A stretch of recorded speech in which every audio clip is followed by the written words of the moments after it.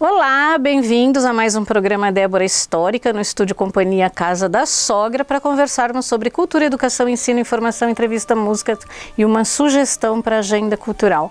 O programa Débora Histórica é premiado por mérito histórico e cultural pela Abrace, que é a Academia Brasileira de Ciência, Arte, História e Literatura.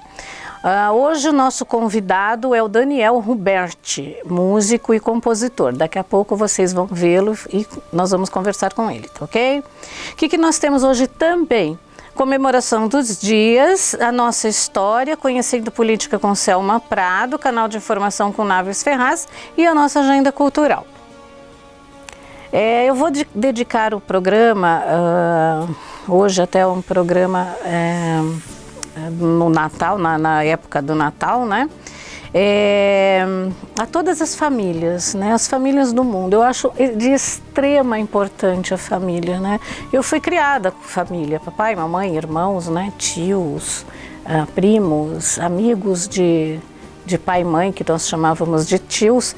Então eu tenho assim um valor imenso pela família, gosto pessoalmente de ter uma família, né? Eu acho muito importante.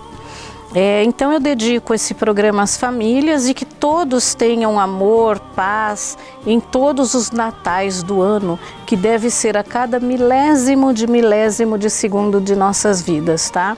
Então o Natal não é só um dia, 25 de dezembro, o Natal tem que ser todos os dias, porque é o nascimento do nosso ser maior, do nosso ser bondoso, do nosso ser solidário, do nosso ser fraterno.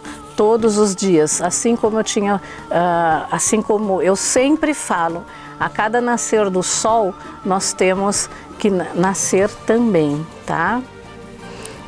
Bom, então vamos lá, o agradecimentos a Ulisses Galuti, da GECOM e ao Naves Ferraz. Voltamos já já.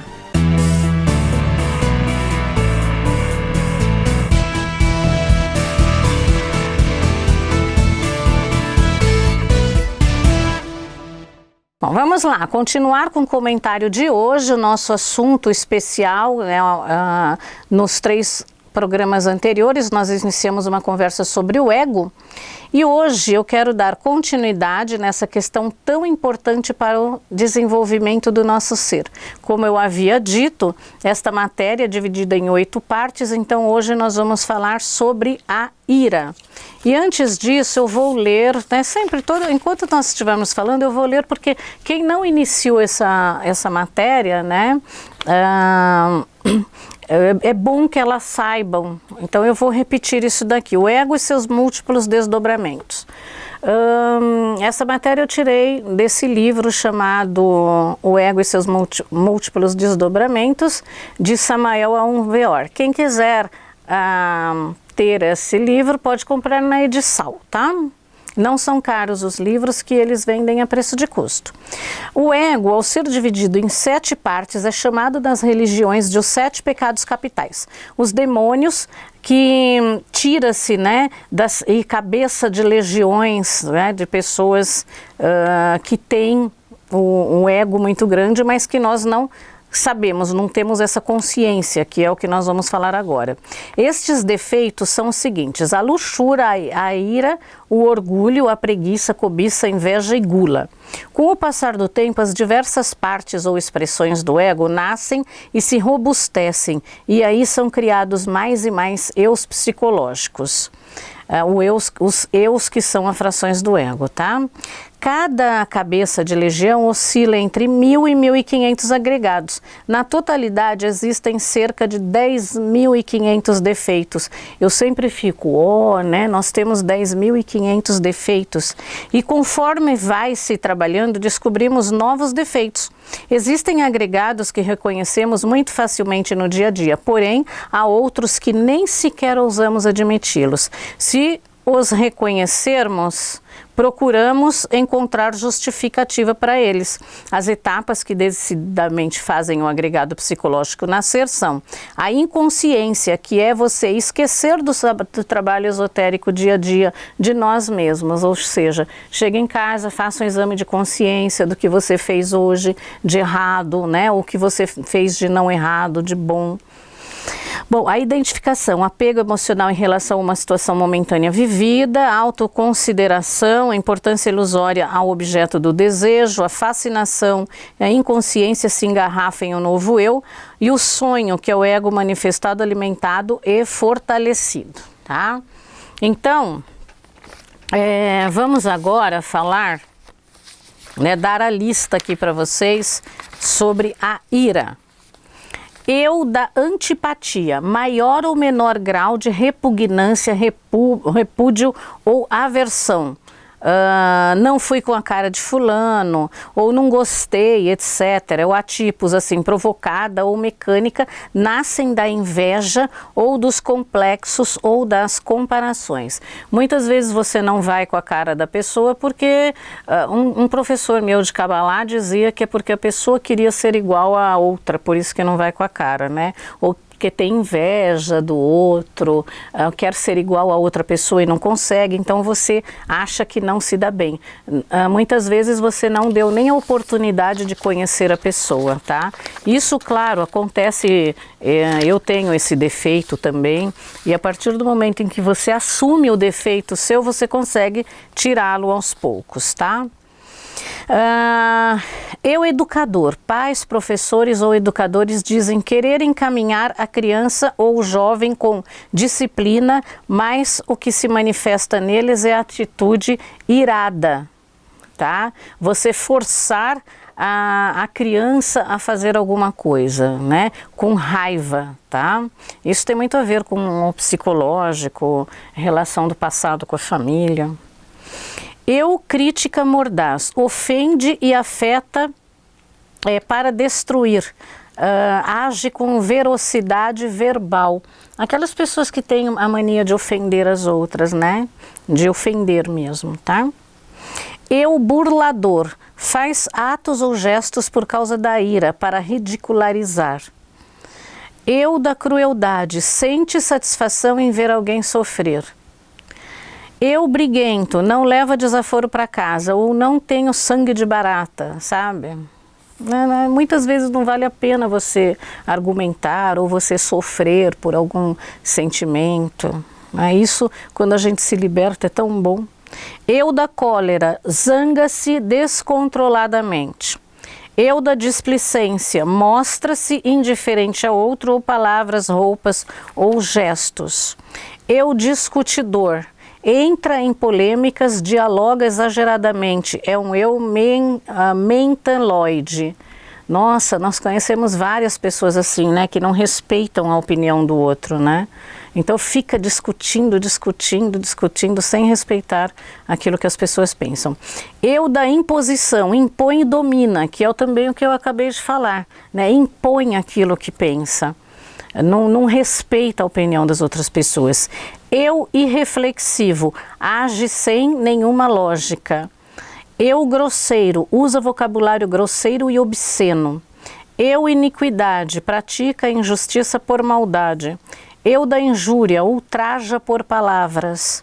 Eu, da intolerância, não quer entender os demais, é lunático e temperamental. Eu, irritadiço, irrita-se, irritadiço. Irrita-se por qualquer coisa. Eu chamo de Pato Donald, né? Que a pessoa se irrita por qualquer coisa e né? Grita, bate o pé, pula, essas coisas todas. Eu irritável, irrita-se com tudo que as pessoas fazem ou falam. Eu aprendi num curso de PNL que eu fiz, que é Programação Neurolinguística, há muitos anos. Eu acho que faz uns 18 anos que eu fiz esse curso, ou 17, que não é a pessoa que me irrita, sou eu que me irrito com a pessoa, e eu aprendi muito com isso. Então a gente acaba tirando isso da nossa vida. Eu, machista, sente-se dono da mulher, protege-a pensando que a ama. Isso também é possessão, né? Eu, do ódio, é o contrário do amor. Eu, suscetível, estão rindo de mim, vou tomar satisfações, né? Complexo. Eu, ressentimento, sentimento profundo de dor, à toa. Eu, ofensivo, fere com palavras.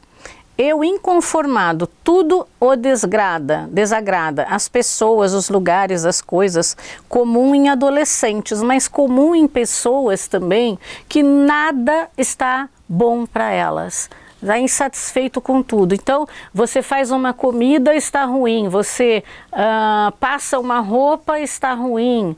Você compra um presente para a pessoa, não agrada. Então, nada agrada a pessoa. Na verdade, ela é insatisfeita com ela mesma, né? Eu desagradável, faz e fala coisas que tornam desagradável, fala o que não quer ouvir. Minha mãe sempre dizia assim, quem fala o que quer, ouve o que não quer, né? Como resposta. Então eu nunca esqueço disso. Eu blasfemo, renega, maldiz, insulta ou atenta contra Deus, as coisas sagradas ou outras religiões, né?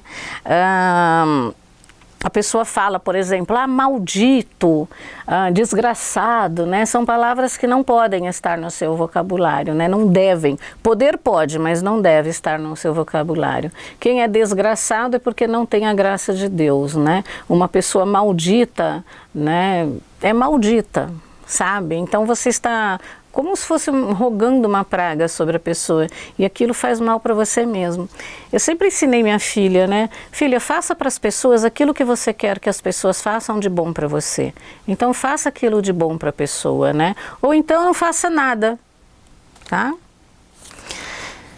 E eu do protesto, pessoas que não está de acordo com qualquer determinação ou opinião, ou etc, tá? Nós conhecemos grupos assim, né? Tá bom? Então vamos comentar isso, vamos falar sobre isso, podem discutir isso no YouTube, ou por e-mail, deborahhistorica@gmail.com, ou no meu Face, tá? Podemos discutir isso, não tem problema se a pessoa for contra aquilo que eu estou falando, tá? Se a pessoa vai argumentar, se a pessoa falar, não é bem assim, ou eu tive um caso assim, assim, assado, né? Podemos discutir isso, não tem problema nenhum, tá? Eu sou muito humilde. Brincadeira. Bom, vamos passar para, então, as comemorações dos dias. Bom, dia 20 de dezembro, dia do mecânico automotivo, né, hoje. Dia 21, dia solstício de verão, que vai entrar o verão, e dia 25 do dia do Natal. Então, nós não vamos falar de Jingle Bell, lá, lá, lá, lá, lá, não vamos falar nada disso. Então é Natal, e o que você fez? Não tem nada disso aqui nas histórias da Débora, tá? Eu sou uma pessoa diferente e seria a mesma coisa se eu falasse sobre o Natal todos, que é nascimento de Jesus, parará. Então, vamos falar do solstício de inverno e o Natal. Vocês vão entender por que eu estou falando de inverno, apesar de aqui no hemisfério sul ser verão, tá? A astrologia é uma das mais antigas ciências do mundo, presente em todas as culturas e épocas. Ela abarca todo o campo de conhecimento dos astros e inclui para além da ciência divinatória com a qual a temos confundido. Outras áreas diversas, como a da astronomia, da astroteologia e da astroteurgia, para citar algumas. Nesta época do ano em que comemoramos a festa do nascimento de Jesus, o Cristo, não temos como exemplo entender todo o real significado dessa comemoração sem apelar para a tradicional ciência, né? No próximo ano, assim como no próximo ano, eu vou fazer uma matéria, como eu vou fazer uma matéria também sobre sobre outras religiões, né, sobre outras histórias relacionadas a Natal, a assuntos religiosos, nós vamos entrar numa matéria mais abrangente sobre isso, tá ok? E por que eu falo Jesus o Cristo? As pessoas pensam que Jesus Cristo é o nome dele, né? Mas é Jesus o Cristo. Cristo é uma condição, tá? Ele foi cristificado, ele levou a condição de Cristo pelo sacrifício dele, tá? Tratemos hoje somente da data em si. Em nenhum dos antigos textos cristãos aparece o dia 25 de dezembro como a data de nascimento de Jesus, porque ele nem nasceu dia 25 de dezembro, tá? Esta data somente foi escolhida muito depois de relacionar-se com a comemoração do chamado solstício de inverno no hemisfério norte, uma festividade bem conhecida dos antigos povos e cuja marcação é astronômica. É nesta época do ano, em 21 de dezembro, que o Sol alcança sua máxima declinação, ou seja, é nesta época do ano que temos o hemisfério norte a mais longa das noites. Nos 3 primeiros dias após o solstício do Sol, manifesta visivelmente seu reinício de ascensão. Então, é uma nova vida, tá? Trazendo aos homens a esperança da primavera e da renovação da vida, que eu acabei de comentar. Tão importante é esta data que muitos povos a comemoravam e ainda a comemoram, pois é simbolicamente a data do renascimento anual daquele que nos salva das trevas, do frio e da fome. Quem? O Sol. Porque relaciona-se, inclusive, Jesus ao sol. Por quê? Porque o Jesus é o nascimento, né? É o nascimento de uma nova vida, tá? Sei lá se de repente é difícil vocês entenderem isso. Não estou chamando vocês de não entendedores, ok? Qualquer pergunta, qualquer discussão, deborhistorica@gmail.com. Bom, continuando, né? Os romanos, dentre outros povos, também comemoravam esta data. Os que cultuam a deus Mitra, outra tradicional divindade solar, na qual foi baseada boa parte da mitologia cristã, tinham nesta época a comemoração de seu nascimento. Era a festa do Dies Natalis Solis Invicti, o dia do nascimento do Sol invencível. Também é interessante observar que nessa época, justamente no momento da noite que separa o dia 24 do dia 25 de dezembro, é o signo de Virgo, a Virgem Celeste. Por isso fala-se Jesus, nascimento da Virgem Maria, né? Que desponta no ascendente, ou seja, o Sol Salvador nasce da Virgem e inicia sua jornada rumo à crucificação, que ocorrerá no equinócio da primavera, no hemisfério norte. Então isso daí, esse assunto, essa matéria, ela foi retirada da revista Gnose Viva, tá? O autor da matéria chama-se Ricardo Bianco de Mello, que é gnóstico, tá? Que segue a tradição gnóstica, que a tradição gnóstica veio muito antes do nascimento de Jesus, tá? Verão de 2013, edição 1, e do site abragnose.org.br, tá ok? Vamos falar agora do início do verão. O verão de 2018 e 2019 começa no dia 21 de dezembro, às 19h22, horário de Brasília, mas somente no hemisfério sul, ou seja, ao sul da linha do Equador. Em qualquer data, hemisfério da Terra apresenta a estação oposta do outro, assim, o verão no hemisfério sul corresponde ao inverno no hemisfério norte. Eu espero ter explicado mais ou menos assim para vocês, porque a questão não é explicar, né? A questão é entender. Então, qualquer dúvida, vocês já sabem que podem me contatar. Bom, nossa história. Na nossa história de hoje, nós vamos saber sobre o músico, cantor e compositor Daniel Ruberti, líder da banda Calango Brabo, tá ok? Daqui a pouquinho a gente fala com ele. Falando de política, né? Conhecendo política com Selma Pado, nós vamos falar a parte 18, né? Eu espero que vocês gostem, já está terminando, né? No dia 27, daqui a uma semana, nós vamos passar a última parte da Selma, finalizando este ano com o Conhecimento Política com Selma Prado. Voltamos com ela no próximo ano, tá ok? Que vocês vão saber mais informações depois. Conhecendo Política com Selma Prado. Macroconflitos, como nós vivemos agora, já perde força. Porque, veja bem, eu estou aqui numa região que é a região do Jabaquara. Eu não sei direito o que acontece na região da Vila Sônia. Eu não tenho como ficar brigando com você via WhatsApp, via Facebook, por causa dos seus candidatos que estão lá. Segundo, a sua proximidade com o candidato é muito maior, porque ele mora ali no distrito. Se ele pisar na bola, você está ali. Ótimo. Por outro lado, esse é um candidato que, se ele quiser se reeleger, ele vai trabalhar exclusivamente o benefício do distrito dele. Ele não vai trabalhar em benefício de toda a cidade. Então, você poderia ter situações de uma certa fragmentação. Um distrito evoluir muito graças a um trabalho de empenho dos seus candidatos muito forte, ou proximidade deles com o poder, e outros distritos ficarem... o cara votou errado. O sujeito não quer nada. Então, aquele distrito aquele distrito acaba ficando numa situação desprivilegiada. E aí você cria uma certa distorção.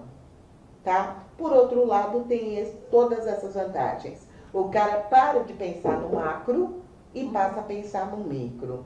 Eu acredito que o desenvolvimento de um macro, principalmente numa situação como o Brasil, ou numa situação como São Paulo, é quase um delírio extremo. O cara está delirando e está tremendo. Porque não adianta, se você der uma olhada hoje no Senado e der uma olhada no Congresso Nacional, gente, você pode jogar o projeto que for no Congresso. Caiu lá dentro. Esse projeto vai beneficiar quem? O Estado de São Paulo, Rio de Janeiro. Não passa. Por quê? Porque nós não somos maioria no Congresso. Nós não somos. Então, nós temos uma região no Brasil que tem mais de 50% da população, que é a região Sudeste. E o peso do Sudeste no Congresso e no Senado é igual ao peso da região Norte. É muito duro você conseguir aprovar algum projeto, conseguir aprovar alguma emenda que seja favorável ao Sudeste. E Sul também, né? E Sul, que seja então, favorável... Norte e Nordeste que está no poder. Que seja favorável ao Sul, Sudeste do Brasil, nessa situação. Você está entendendo? Nessa situação. Porque com a proporcionalidade, embora a gente tenha a maioria da população, nós não temos a maioria da representação. Vídeo que aconteceu agora. São Paulo, com 42 milhões de habitantes, podia eleger 2 senadores. E ganhou só uma. Entendeu? Não, ganhou 2, o Olímpio e é de São Paulo. E a Mara Gabrilli, mas ele elege 2 senadores. Elege 2. Entendeu? Elege 2 senadores. Aí você vai pegar um outro estado lá com uma população muito inferior, que também vai estar elegendo 2 senadores.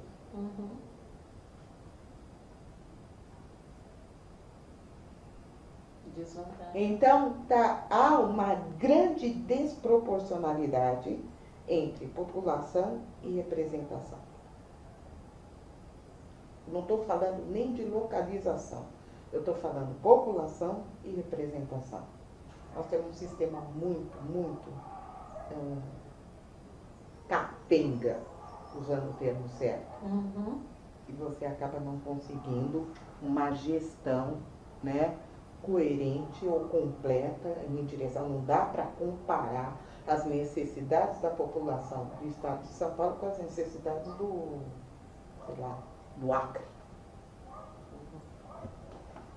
Saindo do voto distrital, né, que eu acabei de falar, nós vamos para o distrital misto. É um sistema de maioria simples. Na realidade, você vai votar de 2 maneiras aí.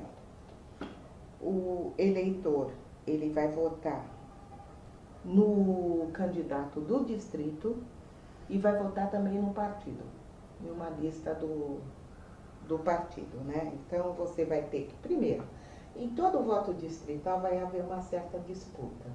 Você pega um distrito, por exemplo, como o distrito de Pinheiros. Ali é uma região que tem muito candidato. Tem. Então, você vai ter que disputar internamente, dentro do partido, para ver se seu nome é homologado pelo partido para sair por aquele distrito. Então, vai começar a ter muita competição dentro do próprio partido. Certo. Entendeu? No voto distrital misto, né? Ele é um voto que você vai... Ele é meio complicado. Você vai votar primeiro no candidato do distrito e depois você vai votar numa lista de candidatos do partido ou votar só na legenda. E dentro, aí eu voto na legenda, por exemplo. Todo mundo vai lá, eu não gosto desse candidato, não vou votar, então todo mundo vota na legenda. Dentro dessa legenda vai ter que ter uma lista para saber quem que vai ser o candidato que vai representar o partido ou a legenda dentro daquele distrito. Sim. Então, é um negócio um pouco mais complicado. Achei complicado. Vai ter um monte de disputas internas, entendeu? Se for um partido muito coeso, tudo bem. Mas quando você pegar um partido que está se fragmentando, a coisa vai ser pegada.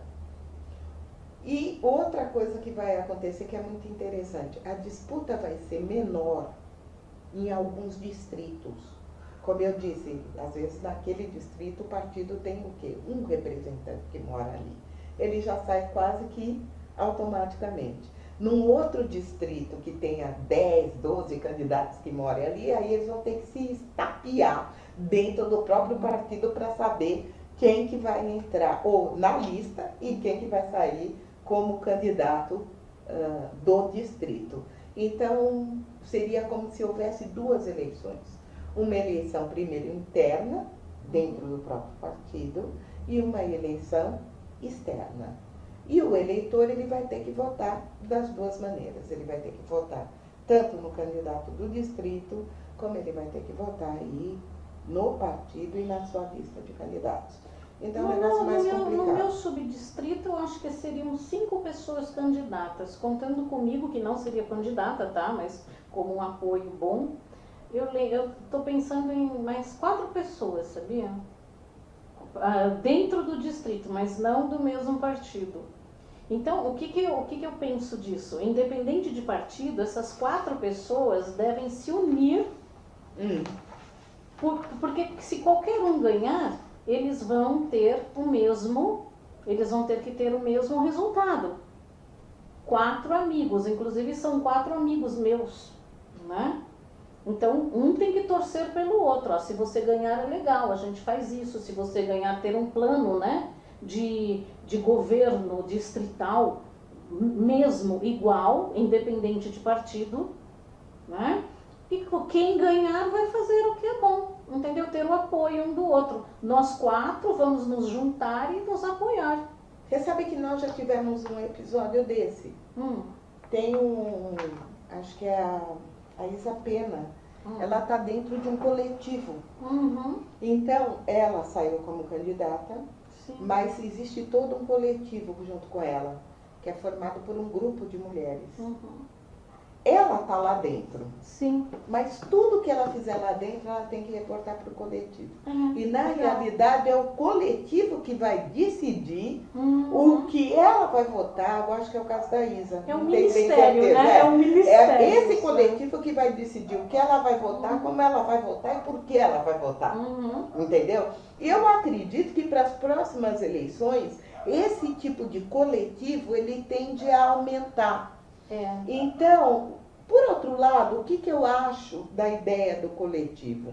Ele dá maior responsabilidade para o parlamentar. Porque ele sabe muito bem que tudo que ele fizer lá, existe um grupo do lado de fora, que na realidade não foi ele que foi eleito, mas sim, ele é o representante do coletivo. E ele sabe que qualquer bobagem que ele fizer lá, o coletivo vai estar aqui. No canal de informação com Naves Ferraz, o Dr. Naves Ferraz estará de férias. Assim que ele retornar, continuaremos postando os vídeos dele, tá? Ele volta só em fevereiro.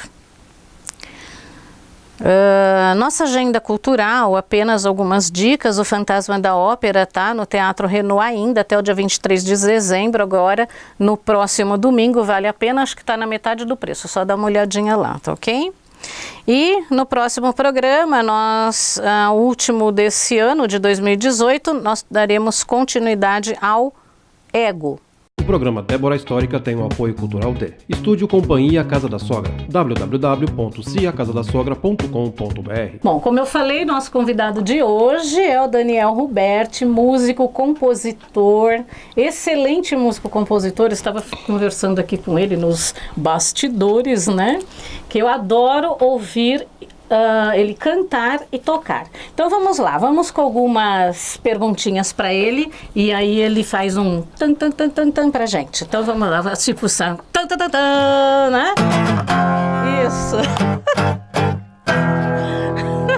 Com quantos anos você iniciou a música? Olha, eu tenho meu pai, né, que tocava violão, cantava, compõe também, e ele vinha com aquela galera em casa. Eu tinha 4 anos de idade, né, e eu ficava vendo aquele pessoal tocar, achava maravilhoso, eu gostava pra caramba da bagunça também, né, e aí eu pegava um balde, uma colher, legal. e começava a batucar. Bom, com uns 5 anos de idade, meu pai me colocou no conservatório, né? Ele falou, filho, quero muito que você aprenda, então aprenda com alguém que sabe, né? Porque eu só faço bagunça. Beleza, fui pro conservatório, comecei a estudar, isso começou, eu tinha 5 aninhos e não parei de estudar até hoje, né? Eu acho que a música, assim, é infinita, assim, o leque de né, oportunidades, de estilos, de tudo que você tem, é muito grande. Muito grande. E é mesmo. E assim, você começou a compor com quantos anos? Olha, compor, eu brincava de compor algumas coisas, assim, de escrever algumas letras e tal, com 10, 11 anos de idade, né? Pegava o violão, colocava aqueles acordezinhos que eu tinha decorado, né, na revistinha. Os acordezinhos. Olha, os acordezinhos eu até lembro, mas as letras...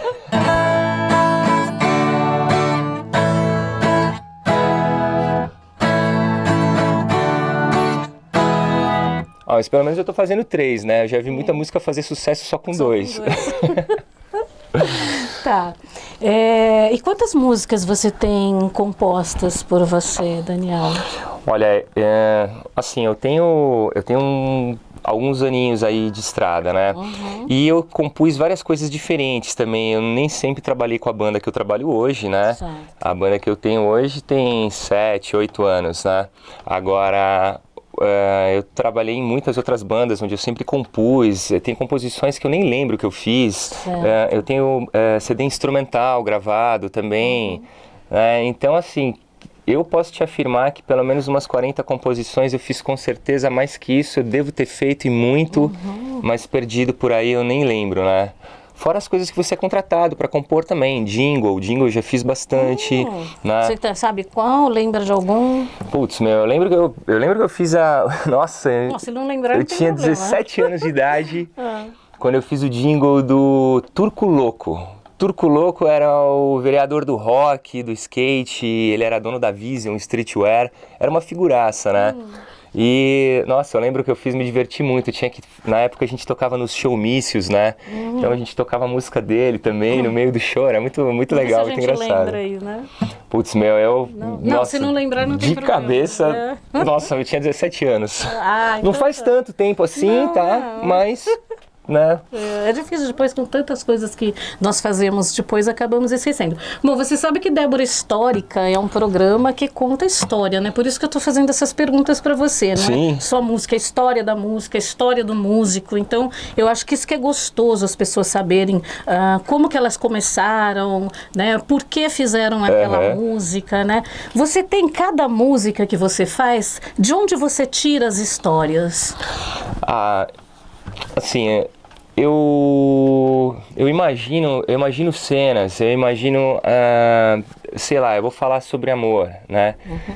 Meu, eu imagino aquela cena, eu vejo o que tem de mais bonito numa pessoa, na outra, né? Nos dois companheiros.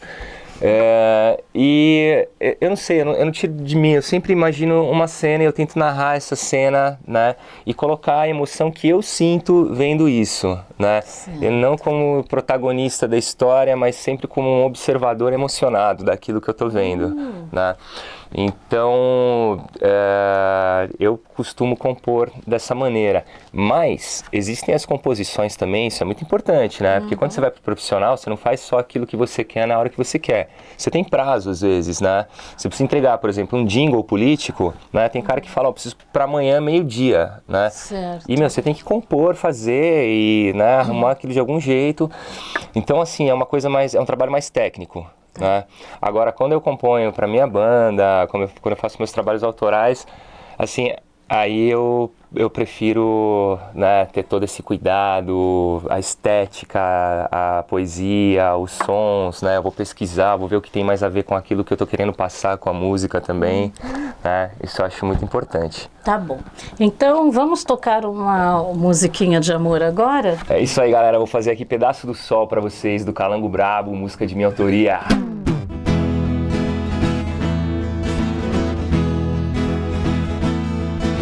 A luz do sol fez brilhar o teu sorriso,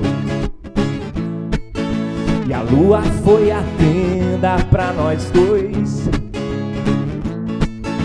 A onda do mar trouxe o som do paraíso, enquanto as estrelas cantavam, a noite se foi. Aonde está aquele pedaço do sol que acendeu as estrelas no meu coração? Aonde está aquele brilho do luar? Vou procurar. Saudade foi feita pro coração que ama, e o amor que Deus criou fez você pra mim. Quando o frio da noite vem, coração te chama.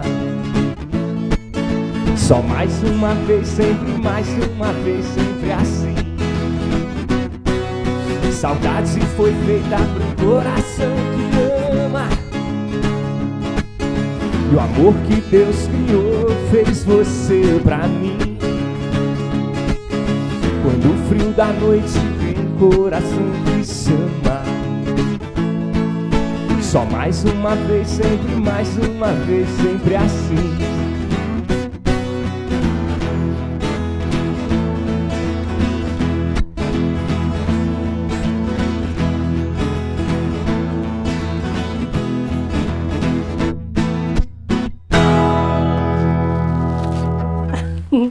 Muito bem, linda. Obrigado.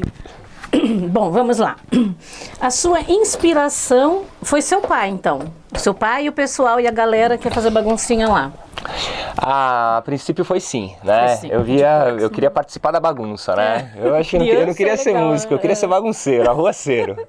E depois, quando você começou a estudar Eu entrei no conservatório, né? Na minha época... Qual foi assim Porque quando você começa com música clássica, né? Então... Teve alguma inspiração assim ou você não começou assim? Olha, eu não comecei com clássico, apesar de ouvir muito clássico. Minha mãe era professora de balé clássico, né? Tá. Então eu cresci ouvindo Tchaikovsky, né? E toda essa galera. E gostava muito da música instrumental, né?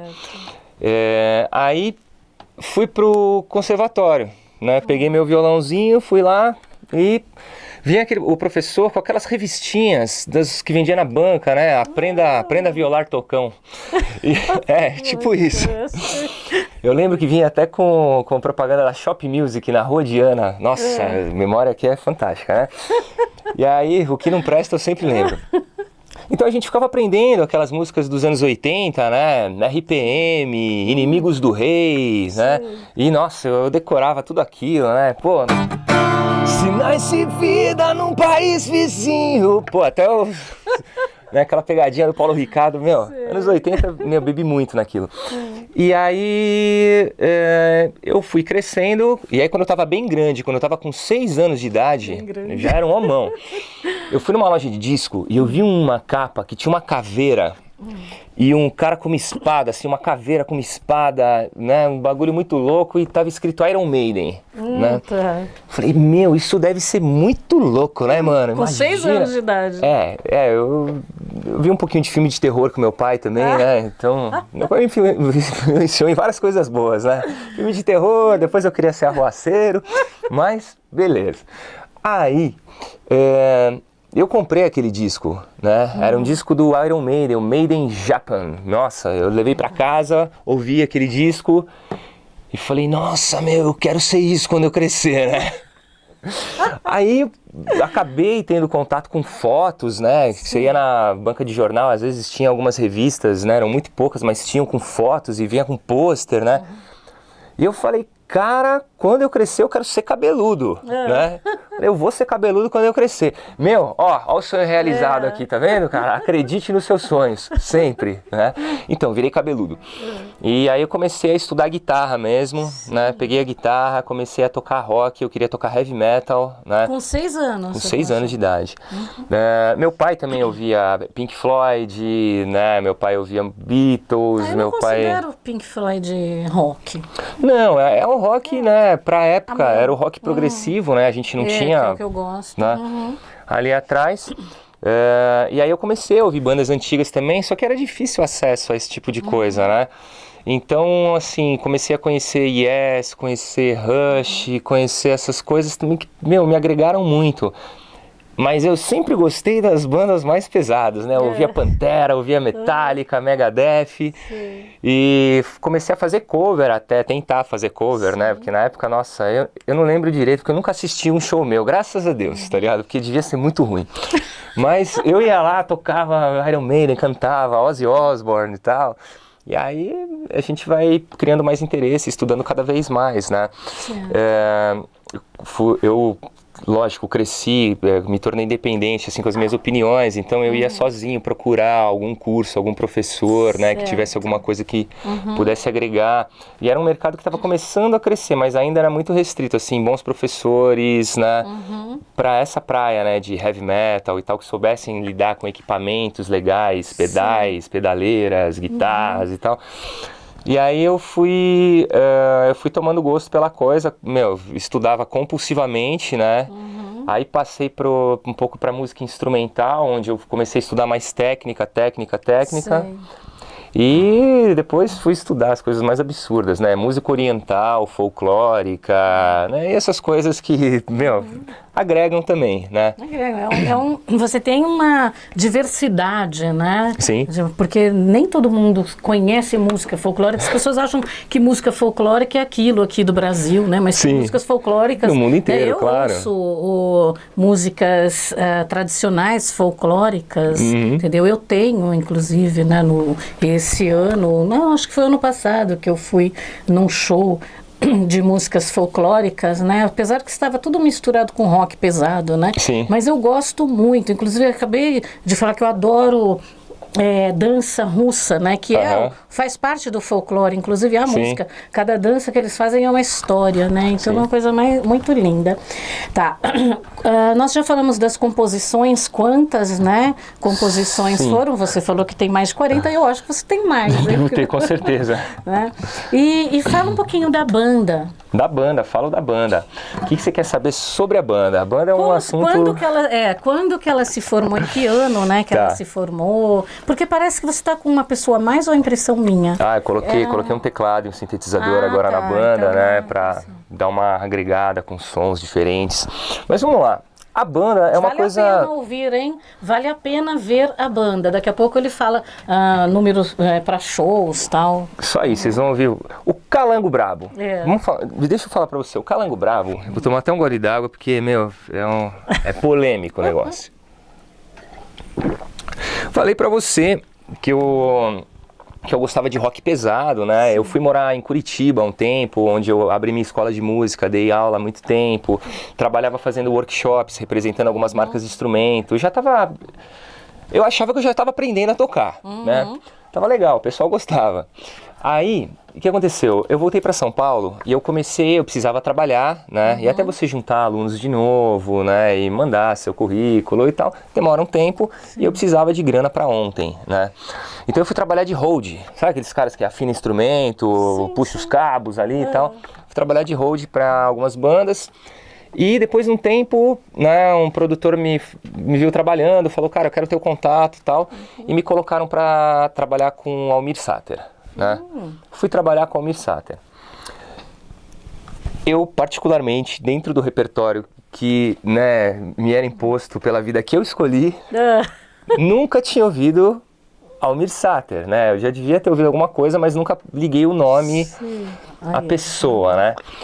E aí fui trabalhar, eu tinha que afinar as violas, né? Tinha que montar aquelas caixas de som e tal, né? Deixar tudo bonitinho e, lógico, aprendendo a cada dia, né? Porque eu não tinha experiência nenhuma com viola. Fui, e aí quando eu entrei no ônibus, né, na primeira viagem, a gente foi fazer um show, acho que era no Guarujá, era super perto. Foi quando eu entrei no ônibus, eu olhei e falei, cara, é o Zé Trovão, mano. Tipo, aí eu liguei, né, a pessoa, eu falei, pô, o cara canta xalana, tocando em frente, acho que eu sei quem é esse maluco, né, mas tudo bem, conheço de algum lugar. Aí fui, trabalhei e tal. Primeiro show que eu, né, ajudei ali, né, na montagem e tal, e eu assisti, eu fiquei maravilhado com o som daquilo, o som daquelas violas, né, e a música regional brasileira que eu não conhecia, né. Eu fiquei maravilhado com aquilo, trabalhei com ele um bom tempo, e aí saí, falei, vou fazer uma banda, eu quero trabalhar, né, composições misturando essa música de raiz, né, com o rock, com essa linguagem mais técnica que, né, eu trago comigo, e aí eu comecei a compor. A banda não chamava nada ainda, né, não tinha nome, não tinha estilo definido, não tinha nada, né, era uma coisa totalmente experimental. Então eu gravei um CDzinho com 4 faixas para ver como ficava essa junção, né? E com algumas poesias minhas mesmo, né? Fiz as letras e fiz algumas releituras também. Peguei... Como é que era? Prepare seu coração pras coisas que eu vou contar. E aí, colocava isso com guitarras distorcidas, né? Sim. E uma bateria mais pesada. Porque eu comecei a gostar disso, né? Eu falei, gostei.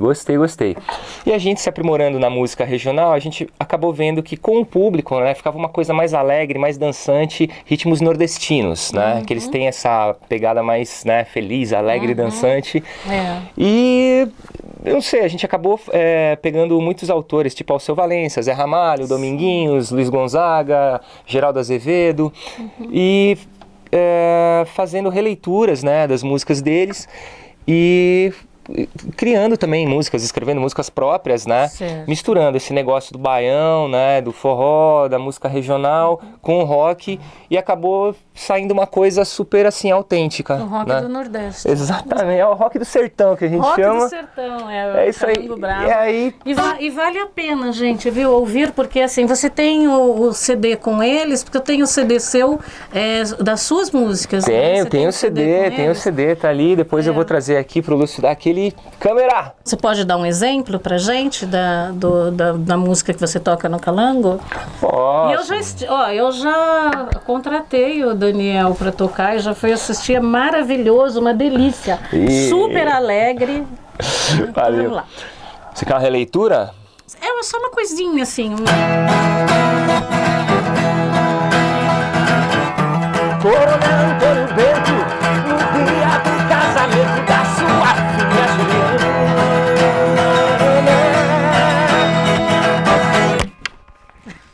Pronto. Deu para entender? Muito legal, né? Tá, e aí a banda começou, você falou que foi naquela época que você tinha... Que ano que foi que começou a Calango? Olha, esses experimentos eu comecei a fazer em 2006. 2006. 12 anos. 12 anos. 12. 18, 12 anos, tá certo. Não, eu já tava falando, nossa, eu fiz 2 aniversários e não ganhei presente. Então tá. Então, vamos tocar mais uma música sua.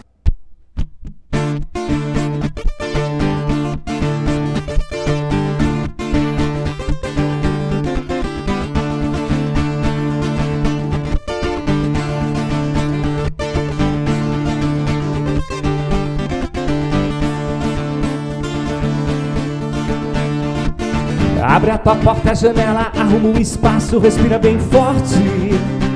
Facilita, deixa o sol entrar. Não corre atrás de ninguém, nem se faça de morto. Abre a mão, dá um abraço. Deixa a felicidade vir e te encontrar. Eu vou falar dessa coisa tão linda que veio, ficou na minha vida e se pôs à vontade. Muito mais que a verdade, nome dela é bonito. Muito mais que Maria, nome dela é amizade. Então vem na mão, vamos lá pra varanda, vamos brincar de roda, vou cantar uma ciranda. Boi, boi, boi, boi da cara preta, pega essa menina, pega pela mão, mas muito cuidado, não vai deixar cair, e vai mostrar pra ela a porta do meu coração. Boi, boi, boi, boi da cara preta, pega essa menina, pega pela mão, mas muito cuidado, não vai deixar cair, e vai mostrar pra ela a porta do meu coração.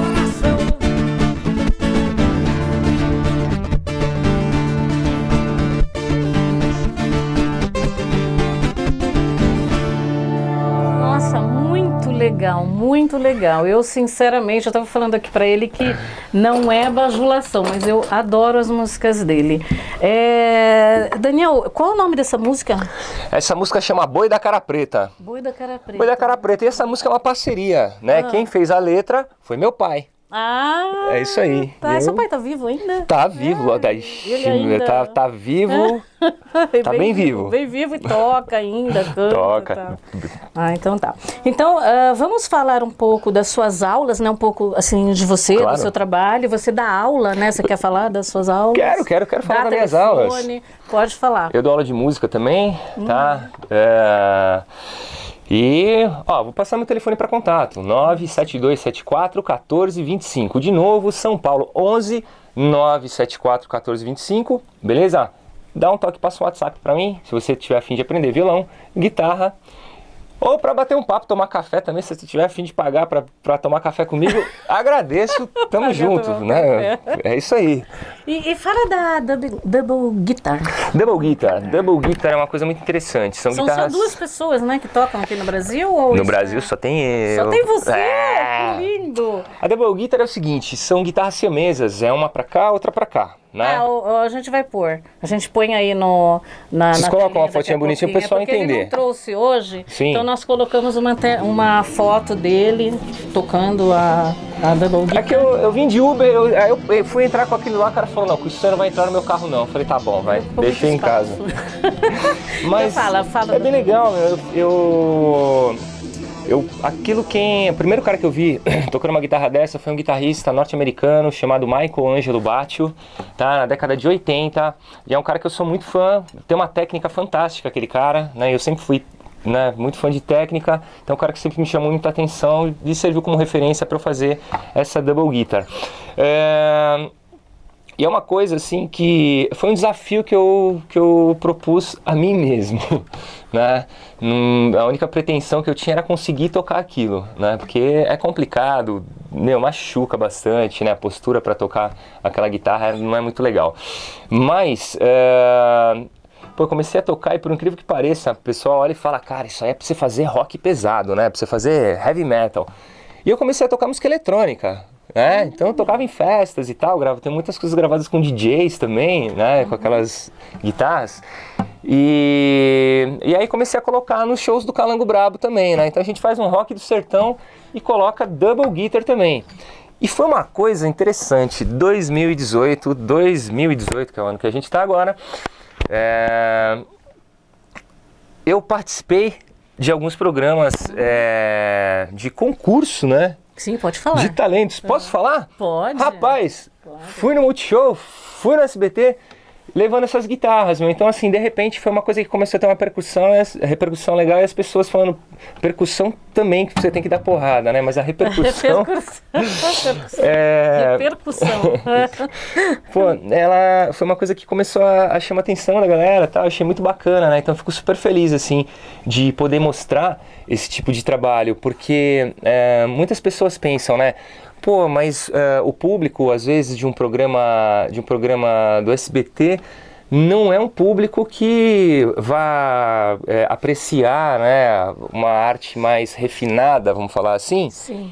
Porém, eu já parto do contrário. Eu falo, cara, eu tô tendo a oportunidade de educar. Mostrar, né? Exatamente, de usar esse espaço para divulgar uma coisa, para mostrar, ó, existe isso, né? Então eu acho que é muito legal, né, tá podendo mostrar esse trabalho aí, né? E agregando isso com o Calango Brabo, que é a banda. E alguém se interessou em falar, ai, Daniel, puxa, eu quero aprender. Ou não ligaram? Esse cara é louco, né? Acho que, sabe o que eu acho? Eu não vou aprender nunca. Acho que as pessoas hoje têm uma vida meio ocupada, né? E às vezes não dispõem de tempo para ficar em cima daquilo, sei lá, 6 horas. Muito difícil, né? É complicado, é complicado. Para mim, pelo menos, né? Eu tenho muita dificuldade. Não vou falar para você que é fácil. Então vamos lá. Para contratar você como show... violão e voz, para você como double guitar, para você com o calango, tudo no mesmo telefone. Tudo no mesmo telefone. Vamos lá, vamos repetir o telefone. Para shows, hein? Telefone para show, 011 97274 1425. Para aulas, 97274 1425. Para tomar um café comigo, 97274 1425, beleza? Entre em contato, leva o Calango Brabo, leva o Daniel e aprende a tocar um instrumento que faz bem para a alma. Só coisinhas boas. Tá joia. Então, gente, é muito bacana mesmo, é o que eu falei, eu não sou bajuladora, tá? Eu quis que o Daniel viesse aqui há muito tempo, só que ele estava muito ocupado lá com os concursos dele e tal, com os shows dele, e ele não pôde vir. Você vai voltar a tocar na Paulista? Vai. Porque assim, você sempre falava que ia, né, no Facebook, e eu nunca consegui ir. Tá? Mas agora eu quero ir lá, porque eu vou chamar meus amigos também para Olha, eu vou ser bem sincero com você. Até acabar o verão, a gente tem um problema sério, que é assim, você tá com tudo montado ali, aí de repente seu Pedro olha e fala, não gostei dessa banda não, e manda aquela tempestade de presente, né? Então assim, é um risco muito grande de deixar, porque a gente fica com muito equipamento e não tem onde colocar o equipamento. Começa a chover, né? Então assim, essa época a gente não dá para tocar evita embaixo um pouco. lá do Assis Chateaubriand? Então, todo espaço que tem marquise é proibido por lei, né? A não ser que você tenha autorização da prefeitura, né? Vamos ver se a gente consegue uma autorização. Eu gostei do Chateaubriand, hein? Vamos lá, ó, Chateaubriand, já gostei do nome, meu. É chique, né?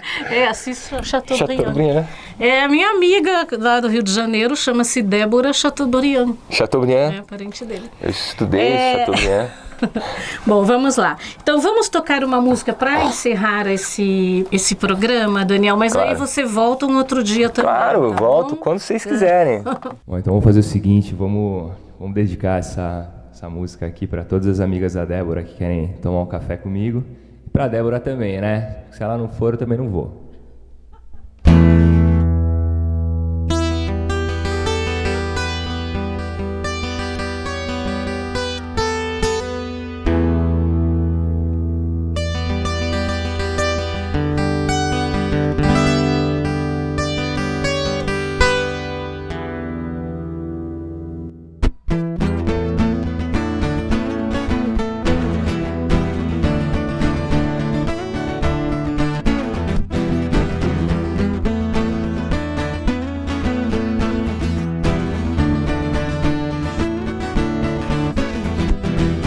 De pé descalço na terra feito raiz, espero a tua chuva chegar. Se a brisa leve não me fizer feliz, eu peço ao céu pra te carregar. Você sozinho é um só, eu e você é mais um, no céu da noite que paira sobre o sertão. Você sozinho é um só, eu e você é mais um, é a lua clara que alumeia a escuridão. O vento seco arrasta essa solidão e o silêncio vem me abraçar. Se o teu choro traz água pra esse chão, o teu sorriso vai semear. Você sozinho é um só, eu e você é mais um no céu da noite que paira sobre o sertão. Você sozinho é um só, eu e você é mais um, é a lua clara que alumeia a escuridão. Você sozinho é um só, eu e você é mais um no céu da noite que paira sobre o sertão. Você sozinho é um só, eu e você é mais um, é a lua clara que alumeia a escuridão.